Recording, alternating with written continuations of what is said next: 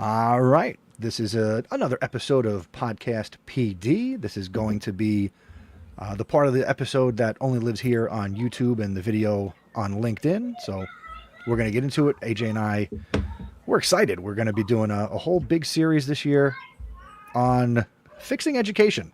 AJ Bianco and Chris Nesi are going to solve this nation's education problems. You excited for this, buddy? It's going to happen. We're going to do it in a 1 year's time. That's what it's going to take, right?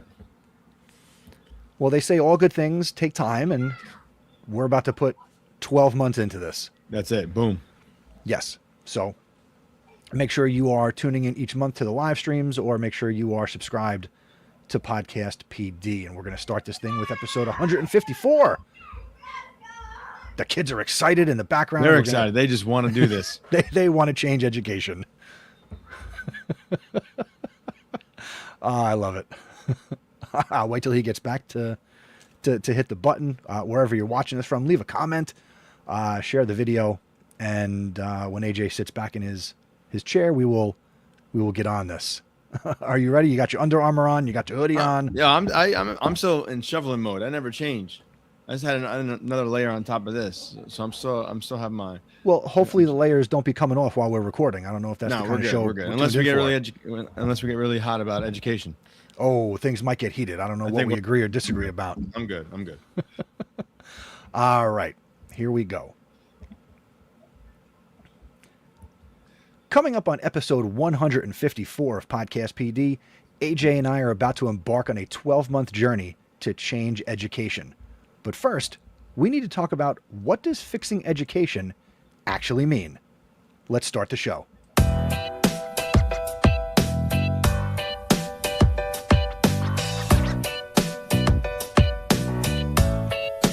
This is Podcast PD, the show that provides you with anytime, anywhere professional development. Our conversations and guests will provide you with the learning you might get in a faculty meeting or on a PD day. Except you're going to have more fun with AJ Bianco and me, Chris Nesi. Let's start the show.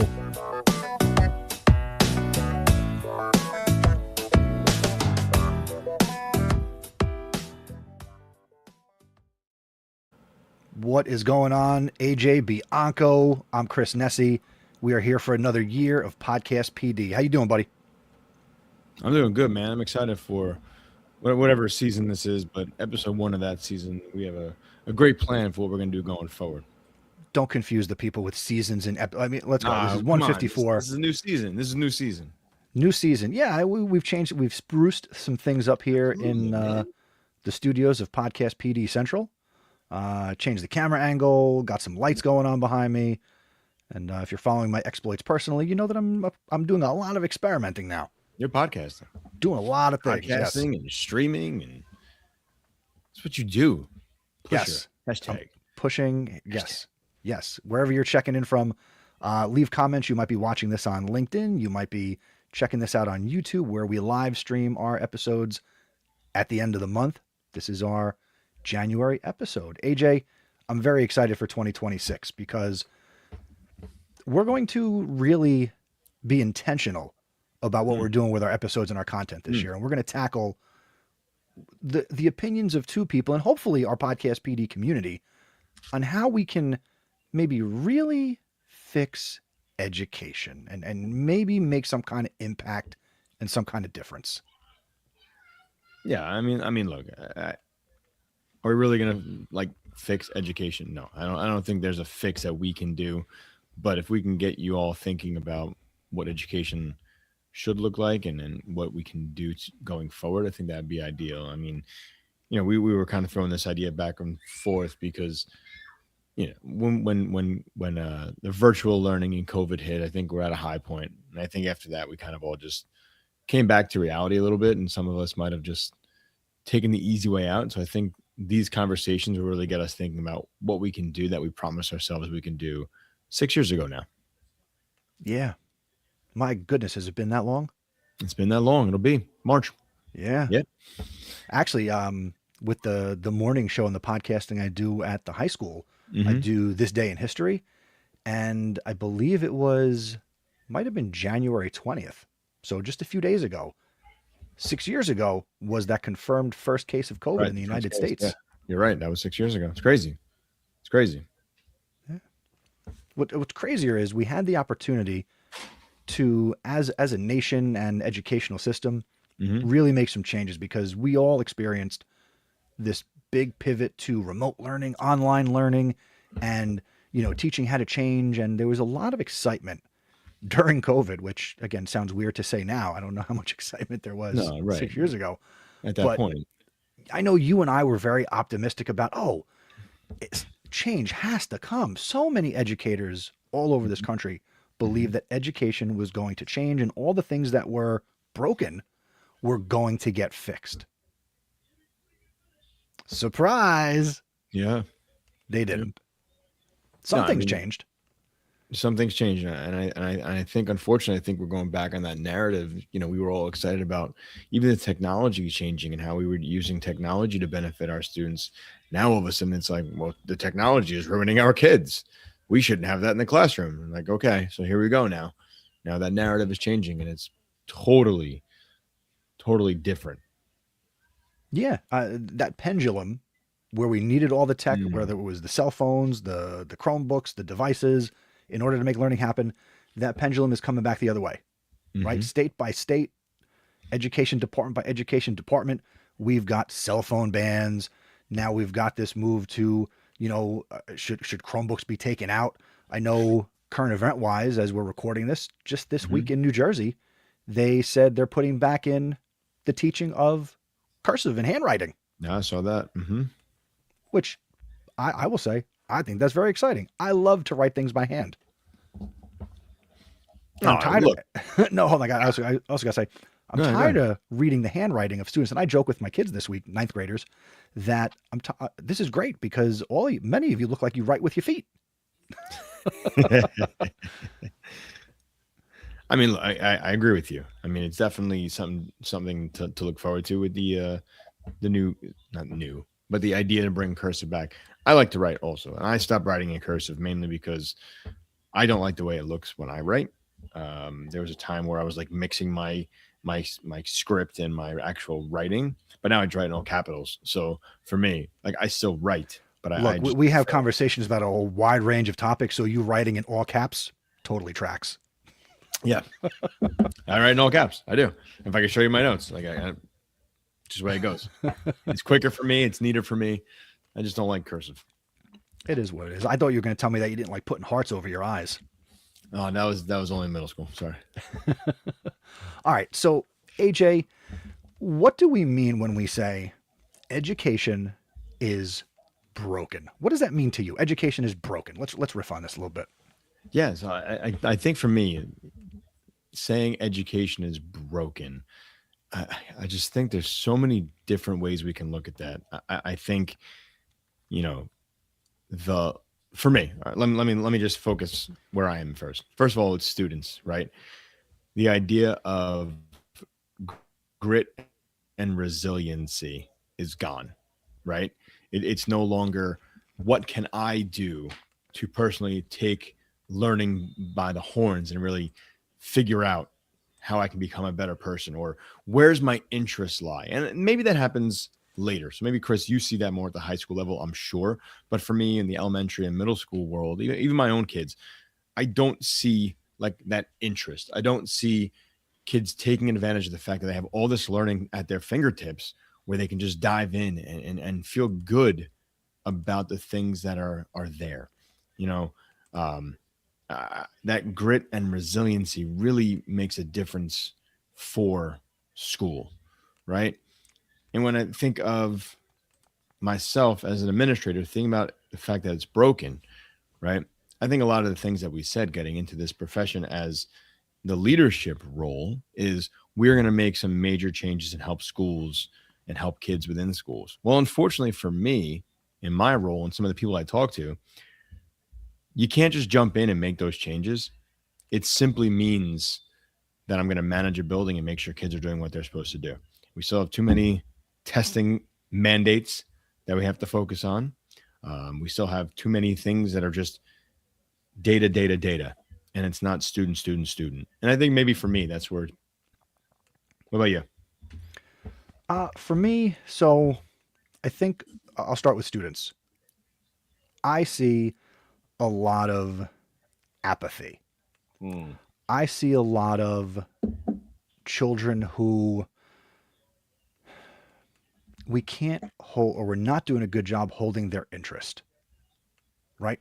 When we're living in this, you know, short form content, TikTok, Oh Instagram, Reel yeah. society, Mm-hmm. where you're competing with the games, the videos, the memes, the music. It's an uphill battle at times. And do you have students that are still genuinely interested in learning? Absolutely.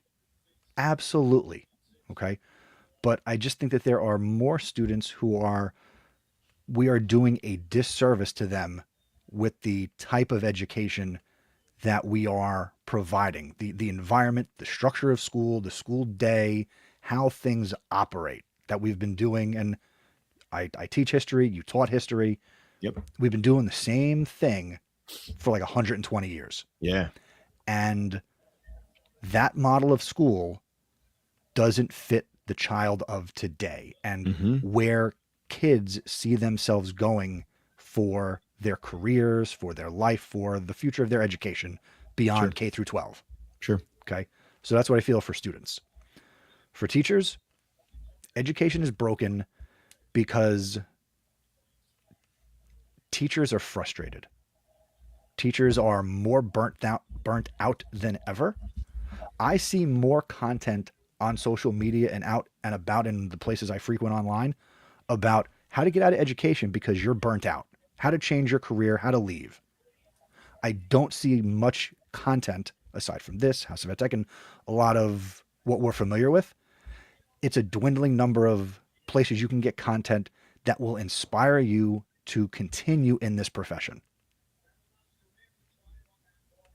For administrators, I'm not one, but I've always felt that administrators get caught in the middle, right? Okay. You're not district leadership. You're not in the classroom. You're in the Sure. middle, Sure. and you're getting hit from all ends and all sides, Mm-hmm. as whether you're a Mm-hmm. principal, VP, whatever, right? So it's not easy to be at that level where you probably thought you were going to get out of the classroom and make a difference. Turns out, not so easy, Hmm. and you've talked about that before. Yeah. Um, and we can get into families, and we both have families and children and things like that. So yeah, real quick, do want to say hello to Leo in Brazil and Jeremy Jorgensen. They're checking us out on the YouTube live stream. Check out Thank you Jeremy's guys. podcast, Why Edify. Great podcast There you go. on the There you go. Education Podcast Network. Thanks guys for joining us. Appreciate it. Yeah, share the live, contribute, chat with us. Hmm. You know, I don't know, Chris. I keep thinking, like, how do we actually compete, like, with social media? Right. I think it's hard because I feel like we have our kids and we don't say, I'm sorry. Let me rewind that. We don't have the kids using cell phones, right? At a younger age, a lot of kids may have cell phones, may not have cell phones, but I think when we look at this short form, as we just called it, right? That's the 30 seconds to a minute of just quick, quick, quick. We have smart TVs in our house. When there's a YouTube on there, and if you're logged in, to a smart TV, you're able to get YouTube right then and there. So we're not able to hide it. Kids on the Chromebooks, they're logged into a Google product. They're able to get YouTube right at their fingertips. That short form, when we're thinking, where we think it's like just social media, it's no longer there. It has gone from social media to YouTube, and they can watch the same things and are exposed to the same things, and their focus is just that. You know, it keeps them. It keeps them going back. They just keep scrolling. Like, what do you do in your classroom, especially at the older level with high school kids? What do you do to compete, if you can, with those short form medias? Well, with the cell phones, my approach, and I can only speak for my classroom, right? Mm. For the first part of this year, my approach was I believe the cell phones are tools, Hmm. right? That they can be used for stuff. Okay. And I understand the reality is that these kids need to have, they don't need to have their phones, but they have their phones. So Yep. my approach for most of this year was, you can have your phone. That's fine. I don't care. Just, put it on silent or turn it off and just keep it face down on your desk. I don't want you to feel that you need to sneak to text or do what you're going to do. Right. Mm-hmm. I'll give you a little bit of latitude and respect that it's your device. Right. I'm not collecting them. I'm not Sure. doing the thing on the wall that, where you Yeah. goes in the The calculator sleeves. thing. Yep. Mm-hmm. I ain't got time for that. Right. To me, that's kindergarten. I don't have time for that childish crap. Yeah. No time. Yeah. And when I need to, I Mm-hmm. will while my students are working, and I give them a lot of independent time to do work in class.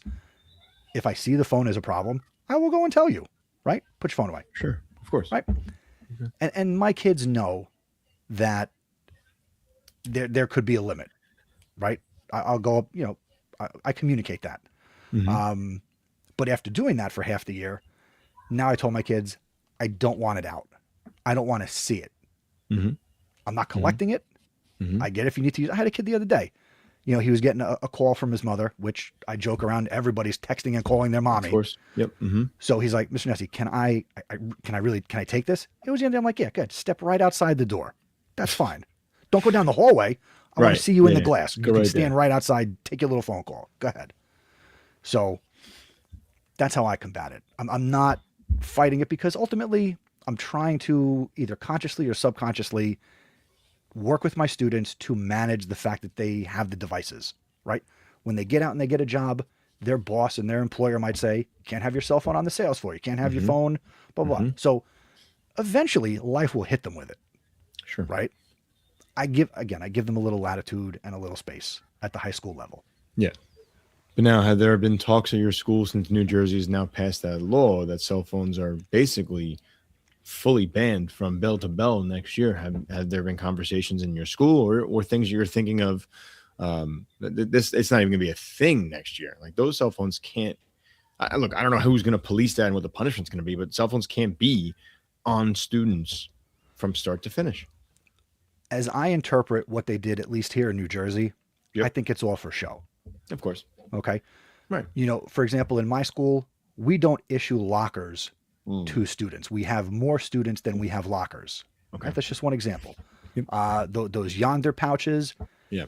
I'm sure that might be an option, but that's a big expense Very for a expensive. district. Very Okay. expensive. I know that really it's up to districts to create their own policies, Yeah. right? So I don't know really what's going to happen. I know that my classroom will be a place where there's going to be times where I'm going to say, you need your phones because Okay. I know they're going to have them.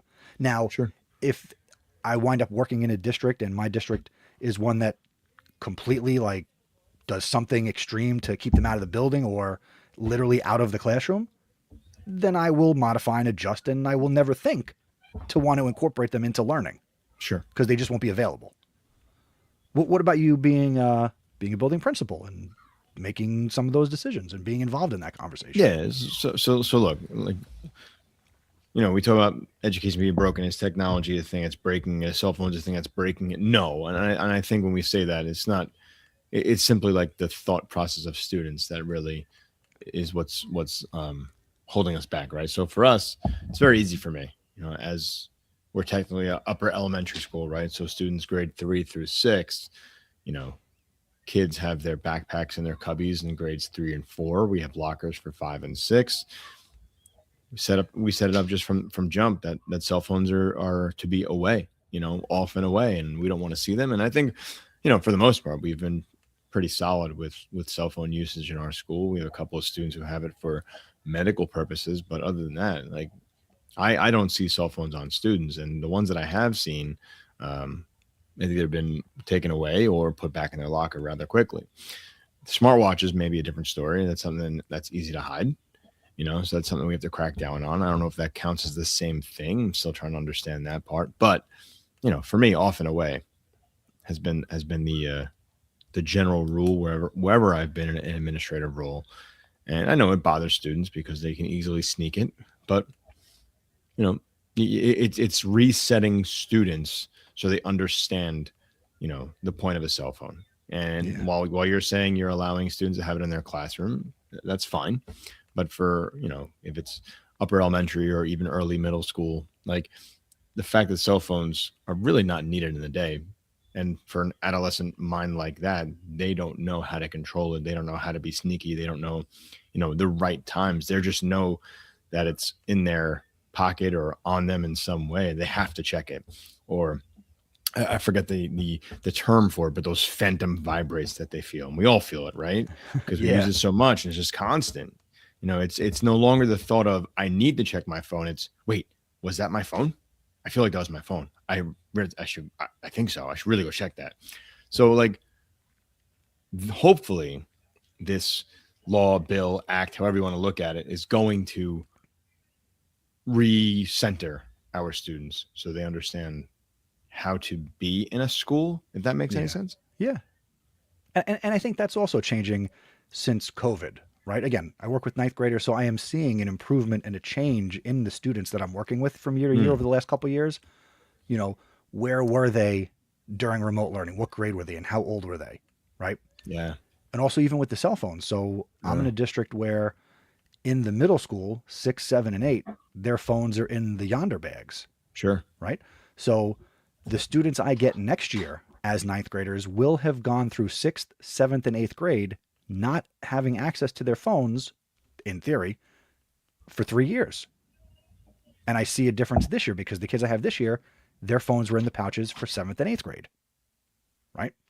I want to bring up Jeremy's point, again, the host of Why Edify. He says, I think we have to take on the role of cognitive endurance coaches, a balance of time where there are no screens, where kids wrestle with reading, writing, and other academic challenges. And I agree with that. There are Yeah. definitely things that I'm building into my instruction where it's we don't need the phones, we don't need the Chromebooks. Go get your notebooks, and we're doing it by hand, right? I'm doing something now. I'm doing surprise. I'm doing a podcast project, and they're using the Chromebooks to do some research and gather information about the Industrial Revolution, and I'm requiring all the notes they do to prepare for their podcast episode with their group. Everything's got to be handwritten because I like that. there's still something to handwriting and cognitive retention of the Yeah. information and some other higher level of understanding. Yeah. And look, that balance. So thank you for that. Like the balance is the most important. I feel like we have fallen into the trap of, oh, it's on the computer. It's so much easier. Google Classroom. We can host everything there. It's easy for them to find. Um, Unfortunately, the use of AI has exploded for students.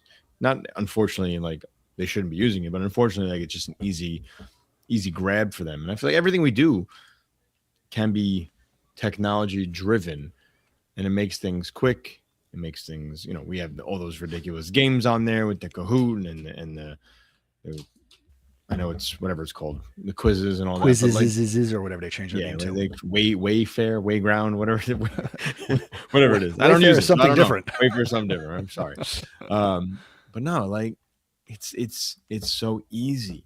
It's so easy, but we need that balance, and I think I think it's hard to tell ourselves to balance, right? Because we know how successful computers and technology has been. And I'm gonna be honest with you, those technology tools, man, they are just jacking up prices because they know the teachers rely on them, and it's Well, killing to be budgets. fair, hold on. Killing budgets, yes, but you are seeing the price of things go up as they are adding AI Right, into tool right, X, Y, and Z. The AI sure, is expensive, right? absolutely, absolutely, absolutely. But like, it's just These tools you can't use ChatGPT for free like you and me. know. I wish we could back away a little bit, but like even then, I was such a proponent of like putting textbooks to the side, and like we still need textbooks in so many ways, and the online textbooks are super expensive. It's just an amazing change. Jeremy doesn't like the name change Wayground either. Yeah, Wayground. Yeah, I don't know what that means, but hey, Me when you either. got money and you change names, it gives you attention. I don't know. Mm, Quiz. I mean, they could have just chopped off a Z and it still would have made sense. sure, sure. Let's get into our second question for this episode, which is what problems are actually within our control? What can we actually have an impact on in terms of fixing education? And again, this is going to be a year-long conversation. We're going to break this down. We'll be, February, March. We got things that we are planning to do and get specific. Definitely want to encourage you who's listening, email us, feedback@podcastpd.com as we go through this year. The nice thing is doing these episodes once a month is that's going to give us all time to kind of, I don't want to say stew on these things, but really mull things over and really think about what we can do. And it might just be what we can all do individually. I mean, is the whole system going to change? Probably not, let's be honest. But maybe through these conversations, maybe we make a difference in our own practice. Right. We're looking at small, methodical, like meaningful change that even one thing that we can bring to a classroom or a building is going to be helpful. So, Chris, I'm gonna put the pressure on you. I'm gonna ask you: can you start this one up? Because I have a couple of things in mind, but I'm just not sure how to say them. If that makes Fair any enough. sense. So one problem I think is within our control is how we as educators, whether you're a teacher or an administrator, is how you grow in this profession, right? I know in New Jersey, we are required to have a certain number of professional development hours. Yeah. And I think one of the bigger problems with professional development is that I have seen a decline over the last 15 years of teachers going out and getting their own PD. I've seen a decline big time in EdCamp and EdCamp New Jersey, for example, in attendance and people seeking out that PD that you and I are so familiar with and so many of our listeners come to know and love in their careers. Sure. So I think a big problem is that districts provide all the PD you need, right? Whatever the requirement is, your district gives it to you. And I think education could make a big change if teachers had to go out on their own to get some professional development. And I think that would be a mindset shift for school districts because now if they know, well, we're not giving them the 20 hours that they need, we need to be more accommodating and supportive when teachers want to go and attend a conference or a one-day workshop, when they want to go and do stuff, right? Whereas now, I think a lot of districts, while you can get professional development days and time, I don't know if they're so quick to give it to you. Yeah. Or it's got to be approved. It's got to go through the 7 levels of hell and red tape to get a stamp so you can attend something. And God forbid that professional development costs money. Sure. Who's paying for it? Yeah. So yeah. I think PD is something that we as educators can take more control of. And if you're getting everything you're supposed to have, are you getting what you need? And where do you go to get it? Whether it's podcasts, attending conferences, reading articles, how do you get back into growing in this profession? And we've been talking about that, I don't know, since we met. Now. Since we met. Years now. Yeah. I mean, look, we thought we had it for a while, right? Like New Jersey, we were the hot spot for conferences, weekend conference. We were giving up time. Twitter chats were blowing up. How many days a week? Back to back. 9 days a week. Easy stuff. That was easy stuff. Look, you can't make it on a weekend. I get it. Like I see my schedule has completely shifted with my kids and sports and all of that they do. But like the Twitter chats were where was that, man? 5 o'clock in the morning, 7 o'clock at night. And all you got to do is drop a couple of tweets in the evening for half an hour. And that was the way it went. So any time of day you could go chat with Craig Yen. Craig Yen, right. Right. Cyber man had his chat lists all over the place. But like, you're right. Completely correct. Like the learning, the time, the making time, it's just not, it's not happening as much or maybe it's not as relevant as it once was. I feel like you gotta look at it that way too. Yeah, no, for sure. I feel like you inadvertently opened the door for me to promote something that I'm starting. Go for it. Yes, please talk about it. So, surprise, Chris Nesi is starting another podcast. My buddy, Bowtie Joe Juba, sure teaches math. I believe he's been on this show before. I have to look. Yeah. I think early in time. Early in time, yes. So Joe and I work in the same building. We, for the last I don't know, 5 years or more. We've been running No, Ed more Camp than New that. Jersey together. More than that. Yeah. Yeah. Really since like 2017, 2018. So we've been running Probably. Ed Camp New Jersey. And I was in the heyday of Sat Chat, Yep. right? That had to be the biggest Twitter chat out there, right? If you know, you know. Well, those days are gone. We just talked about it, right? Twitter chats gone. Going to ed camps, not really a thing. Going above and beyond, not really there. So what Joe and I are doing, we are starting a new podcast called Satcast. And Joe and I, our goal is to evolve the Twitter chat, Sure. right? So if you remember what Sat Chat was, getting up at 7:30 on a Saturday morning and Sure. doing the 5 questions over the half Mm-hmm. hour and Mm-hmm. Q1, A1, all those good things about connecting and talking about education and trying to get better at this. We're bringing that into podcast form.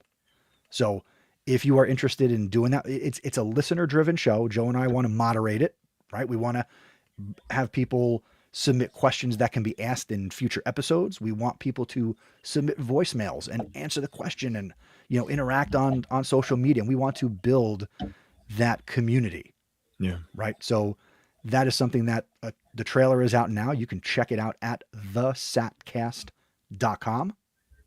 Thesatcast.com. It's available on all the podcasting platforms. Check out the trailer. Joe and I will be recording episode 1 very soon. And just we have this itch and we have this desire to try and evolve what once was. And we think this is the next best way to do it. That's great, man. I look forward to listening and getting involved as Contributing? best I can. Yes, sir. Yes, sir. Yes, sir. Will it be live on Saturdays, or how does this work? When do we do So this? we are going to release the episodes on Saturday mornings. We are Mm. going to start with an every 2-week model. So that will give people time to think and give people time to respond and contribute to the next question. And we'll go from there. But we want to drop it so it's there for you on a Saturday morning, literally like Sat Chat used to be, but this is Satcast. Good for you. I And let me wish you just much. put a disclaimer out there. It is in no way affiliated with what Sat Chat was or who did it. This is a me and Joe thing. We're doing it. You do your thing. That's right. I love it, man. Best of luck on your new adventures. And you know what? It could flop, but you know what? We got to try something. That's it. That's how it works, right? Not afraid. Even TV shows get a chance before they fall apart. Yeah, thank you. Appreciate that. You're welcome. And if Netflix wants to pick us up, I'm not gonna say no. Yeah. Start with YouTube. Yeah, there you go. All right. So, what do you think is actually within our control? The teaching. I'm sorry. Like I'm not saying it in a negative way, but I think the teaching and the leading in the building is what's in our control, right? Yes, we have all of this above us that we have to have trickle down, and we have to make sure that all the rules are followed. But I feel like even though we have all of this above us, we still have the opportunity to be creative. We still have the opportunity to allow students to find their interests and to find their passions, and I think there are times where, as teachers, as educators, we are control freaks, and I think there's still too much opportunity for us to just deliver the content, right?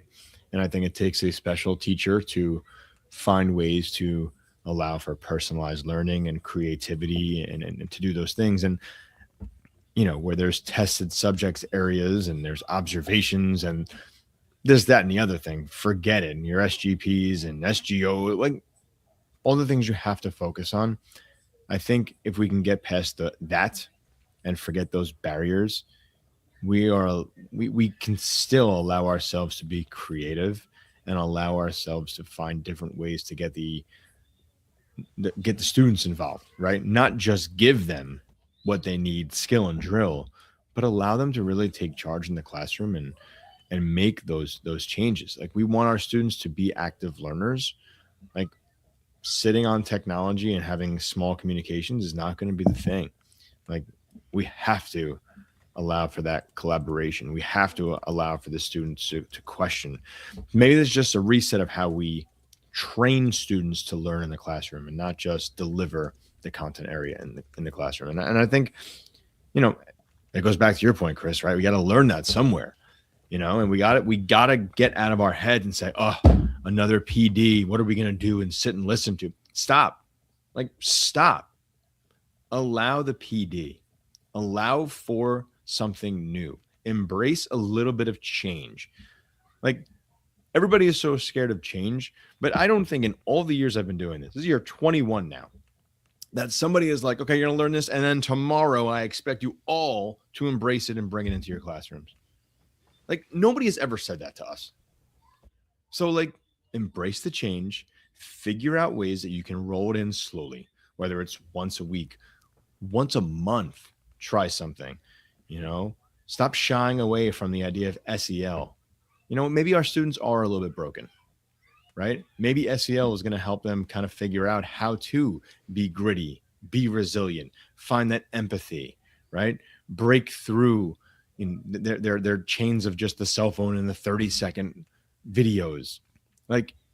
Embrace it. This is our profession. These are our little people.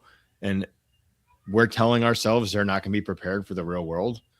Who's going to prepare them but us? Exactly. And you know what comes to mind with what you're talking about? We've talked for years on the air, off the air, about growth mindset. And education has become more closed-minded. Yes. People are way too set in their ways. Yep. And I think the only way that I am set in is the fact that I'm still willing to push and try and think and fail encourage. And redo. Yeah. You wouldn't think that being a history teacher is about experiments. Right. All of teaching is an experiment, right? That's how we learn. That's how we grow. That's how we reflect on it, right? Yep. My lesson objectives are what I think the students are going to learn. And I do my damnedest to try and get them to learn it. Yeah. But the way I try to do it, maybe I know it doesn't work for every kid. Yep. It's going to change. It's got to change. But to keep keep rolling the same stuff out day after day, year after year, right? That's not what's going to get it done. And the thing that really comes to mind a lot, and I think of this often, our friend Don Wettrick. Oh, okay. Been on the show. Sure. He told us a story, and whether I know he's talked to me about it too, one-on-one, that when he got into this profession, his dad told him, you can teach the same way for 30 years, or you can teach each year and do it 30 different ways. My students don't know at the high school level that I am changing it up. Sure. For all they know, the projects and everything I do, this is what Mr. Nesi does year after year. Every year. But you know what? It's not. Right. There are some elements that stay the same, but I got to keep it interesting for me. It's the truth, man. And look, I would rather be sitting in the classroom as an observer, as an administrator, and have a staff member say, hey, I screwed up yesterday. The way we taught this may not have been right. Let's regroup and figure this out together. Done. Okay. We are so afraid to admit that to our kids that we didn't do something right, that it becomes a difficult approach for all of us. Yeah. Let me, we'll go again. Our chat is lively. Again, Jeremy says, what can we fix? What's broken? How we react, our connections with students, what we give our attention to, how we support fellow teachers. Yep. On the nose, Jeremy. Man, I heard about I heard about people giving quizzes and tests the day before a break. So why are we doing that? Connect, or just jumping into a lesson coming back from a break. Why are we doing that? The kids have been gone for so long. Get them back into the learning. My philosophy was always send them on the break the right way and get them back as a team. Yeah. Now, on the other side of that coin, you don't want teachers giving quizzes and doing that kind of stuff before, and what kind of things are you doing after? Administration, don't be scheduling observations the day before a break. No. Don't schedule observations No. for when we come back from a break. I'm not saying you do that, but it's not uncommon. It's not something I just invented. We all got check boxes, right? We all have lists that we have to check off, unfortunately. I get it. I'm just saying, if we're going to look at how we react and how we support and how we do this with our students, it's how teachers act with students and how the leaders act with teachers. True. All right. Before we get into, I don't know if this is going to be the last thing we touch on or not, but we do have another thing that we will take a look at. Want to quickly just talk about our executive producer thing that we do here on Podcast PD. So first, want to give a big shout out to Stephanie Scrocky. She is currently our only executive producer, but if you are getting value from our conversations and what we have been doing here for years now on Podcast PD, you can get involved with what we do and you can become an executive producer. Go to podcastpd.com/executive producer and you can give back to the podcast. If you're getting value from what we do, consider giving some of that value back either on a monthly or a yearly basis. We'll say we got special stickers. We'll send you a hat, sweatshirt, whatever. We got some swag available in our Podcast PD store, which if you want to support the podcast that way, go to our website, podcastpd.com, click on the store, pick up some Podcast PD merch. But the executive producer initiative will certainly go a long way to help us do what we do here on Podcast PD. And thank you again to Stephanie Scrocky. You are awesome. Thank you, Steph. Hey, Chris, let's jump to that last question that we set up for ourselves, right? You got it. Like this question, and look, I don't think this is going to be something that we look at and have an answer to right away, right? But the question here is simple. If we don't fix education, what are we risking? And I think one thing, if we don't fix education, is we're risking the talent that we're getting, right? I think our young pre-service teachers don't know what they're getting into, and I think they have an expectation of when they were students, and then they want to be teachers, and then when they come into profession, they're nowhere near ready. And I think that's on us, and that's on what schools look like. I can't disagree with that in any way. I think part of what I talked about before with like teachers getting out of this and you got people getting in and after a year, they're like, nope, I am done. I will do something else with my degree. This is not what I expected. What else can I do? We've had questions like that we see when we sometimes do those Reddit deep dives. Sure. Recently. Yeah. A lot of young people get into this. They had some type of experience as a student. And I think most educators had some type of experience as they were a student that made them go, I want to do this. I can do this. Right. And even I will admit, as one who for many years had education up on the highest of pedestals, it was like Zeus and education for me, right? high pedestals. And even I who love this profession and am excited about what I do and I know the impact I have had in my career, I am at times, and we've talked about this, I am disenfranchised. It is not as this, my pedestal has some cracks in it. Of course. It has not crumbled. It's not shiny anymore, right? It is aged marble. But I think a lot of people, they crash, they burn out, and they're like, hold on, I got this. They are like, nope, that's not the one. Hold on. They are. No. Oh, sorry. Trying to help you. Oh, this. There you go. You're there. You got it. You got it.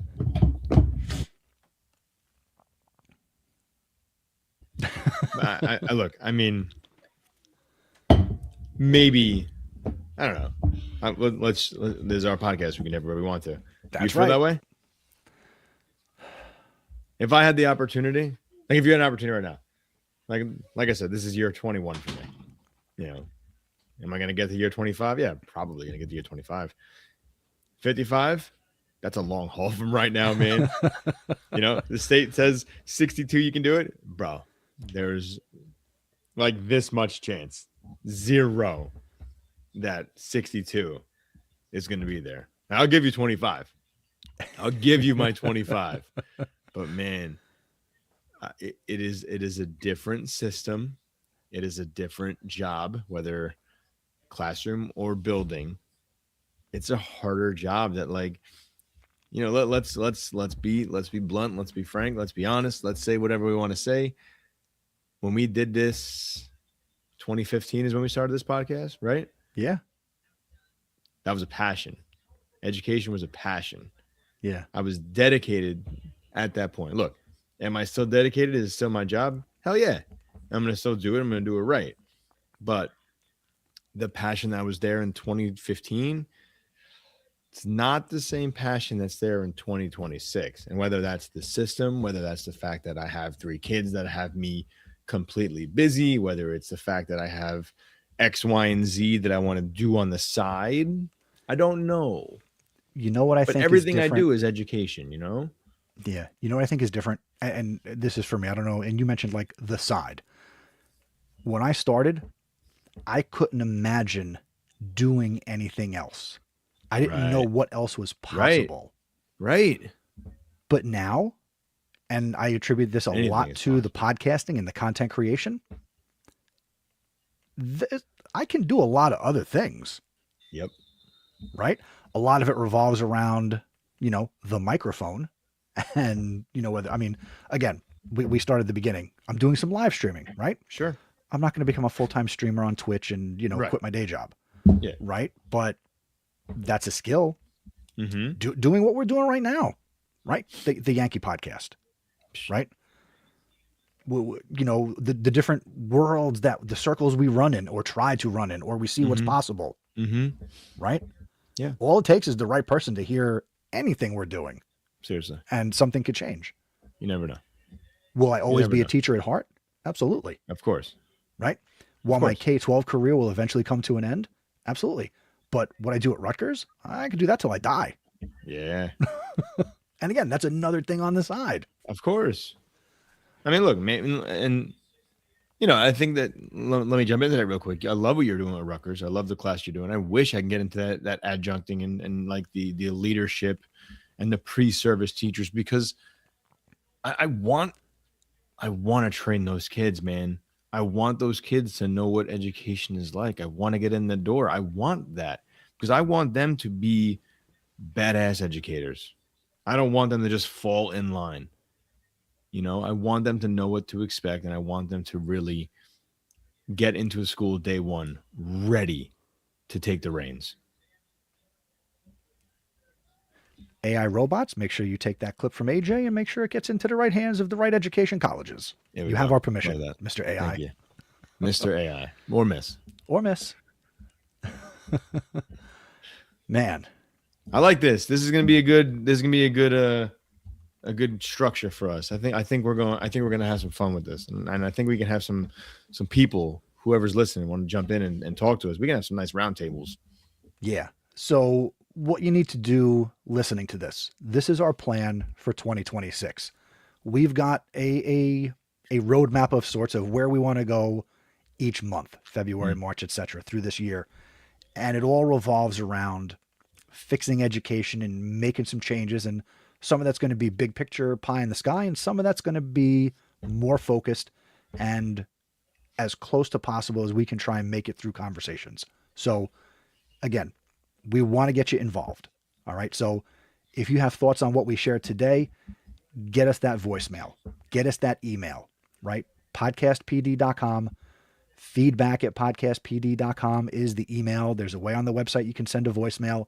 If you think you'd be a good guest and you'd like to come on, I don't know that we've ever done this openly, but pitch us.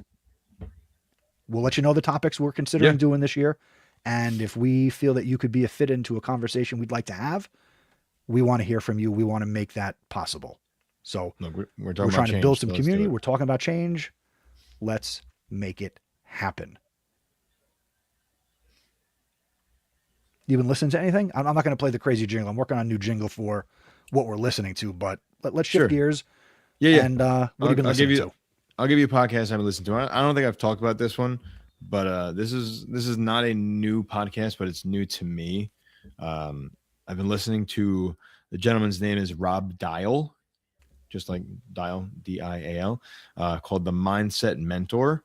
I'll just give you the synopsis, right? Podcast designed for anyone desiring motivation, direction, and focus in life. Rob Dial is passionate. He's a social media guy, right? But in this podcast, he blends neurology, neurobiology, psychology, and early childhood development, and cognitive behavioral therapy, so that you can understand the way your brain and body work together. When you understand yourself, it makes it much easier to make a plan to change and succeed. I've been listening to a lot of Rob's podcasts over the last couple of months. Basically, I've gone through his December and January catalogs, and a lot of it has been like preparing yourself and goal setting for 2026. And I think listening to this today, especially like when I was shoveling, I got through a bunch of episodes, you know, like the ones I listened to focus on like habits and anxiety and becoming yourself and beginning. A lot of the things that we talked about, right? A lot of it resonates. And I think it's really important messages that are super important for us, as we have our mindset into a positive outcome. Okay. We will have a link to that in our show notes out at podcastpd.com/154. It's also a swipe or a tap away where you're listening to this as a podcast. And I'm going to share something. I'm going to pimp myself, not Satcast. We did that already. But here in January, since January 1st, I've been doing a daily series on how to start your podcast. So this is Chris. Day by day. Thank you. We have talked about it. Be nice if you shared some of the videos. I always do. Every time I see him, I see him on Instagram is where I see him most, and I've been sharing them for you. That's fine. I appreciate it. So I'll have a link to this in the show notes, but I'm putting it on my House of EdTech TikTok, my LinkedIn, and the House of EdTech YouTube. So this is one tip per day, how to start your podcast. And I have designed this in a way where if you as an adult listener want to start a podcast about anything, follow along. If you want to use this to help you teach podcasting to your students, it is certainly family friendly, and I'm not, anything out, right? So it's all clean, it's all good. So if you want to get into podcasting for yourself, or if you teach it and you want to get your students doing it, I'll have a link to this series. I'll share the link to the YouTube playlist, and that should be accessible to everybody, because if we want to hold kids' attention, here you go. Yeah. I'm making short form videos on how to podcast. And I think it's really important, if you guys are interested in any of that, you give that a listen, because Chris does it. He does it simply. He has every topic is meaningful. Even for me, as somebody who does this with him and who's done it on the side, like there's something that Chris has, like, I never think about that. How can we never talk about that? Like, Chris is on top of things. So just give it a listen to get yourself set up. Awesome. And the last thing I'll throw out here, I have done a bad job promoting this, but we will give you a certificate for professional development for listening to Podcast PD. So listen to any episode. And if you want to get yourself a PD certificate for listening to episodes of the podcast, go to podcastpd.com/PDCert, CERT. Fill out the Google form. Anytime you listen to an episode, could be anything in the last 154 episodes. Go get yourself a PD certificate for listening to Podcast PD. AJ and I are very excited. We're doing this year-long series about fixing education. Share this with somebody who you think would get value and who should get on board. Thank you in advance. We'll be back at the end of February. And thank you for listening. Thank you for joining us in the chat tonight. Jeremy, thank you for joining us. Again, I'll promote your stuff again. Go listen to Why Edify. Mm-hmm. That is Jeremy Jorgensen's podcast. It's a proud member of the Education Podcast Network. Go check it out. It's available wherever you listen to podcasts. And thank you to Michael the Vintage Dude checking us out on YouTube. Appreciate it. Thank you. And we will be back at the end of February. AJ, I'll give you the last word. No, I just appreciate everybody's listening. Appreciate you, Chris, for entertaining me on this one. I'm looking forward to what's going to be in 2026. I'm really excited, and hopefully all of our listeners will get involved, and we can have some nice conversations centered around how we can better fix education for our students. All right. He's AJ. I'm Chris. Wave goodbye. Say goodbye.